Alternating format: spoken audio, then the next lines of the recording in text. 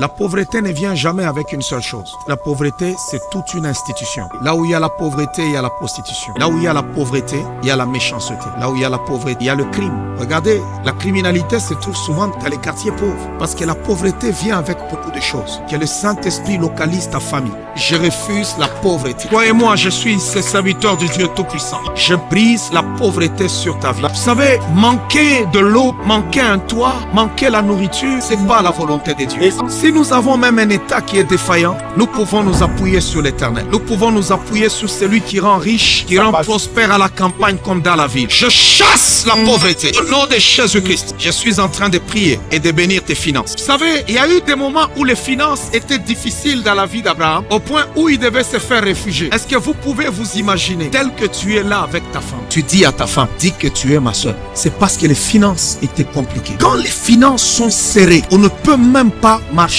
dans la crainte de Dieu. On va se retrouver dans des problèmes qu'on aurait pu éviter. Quand les finances sont serrées, on risque de vivre une vie qui n'est pas la nôtre. Que vous pouvez vous imaginer quel homme a dit à sa femme, dis que tu es ma soeur. Maintenant, imaginez-vous, souvent quand vous lisez ce verset, vous ne descendez pas en profondeur. Ils entrent dans la ville.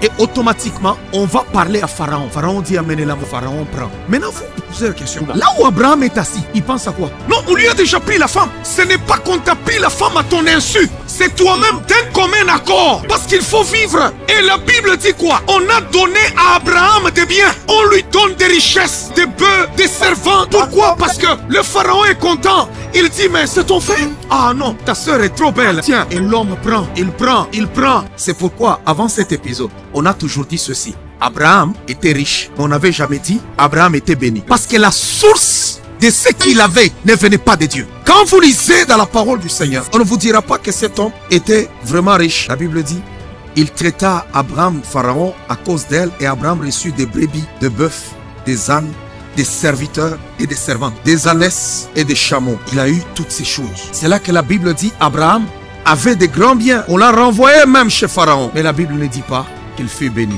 C'est plus tard, quand Dieu va aller effacer toutes ces choses. Et on s'en va maintenant dans le livre de Genèse. La Bible dit, Abraham était vieux, au chapitre 24, avancé en âge. Et l'Éternel avait béni Abraham en toute chose. Dieu maintenant le bénit. Quand Dieu te bénit, tu n'as pas besoin de faire des stratagèmes pour aller par l'argent. Je suis en train de dire à la vie de quelqu'un que Dieu te bénisse financièrement. Je bénis tes finances.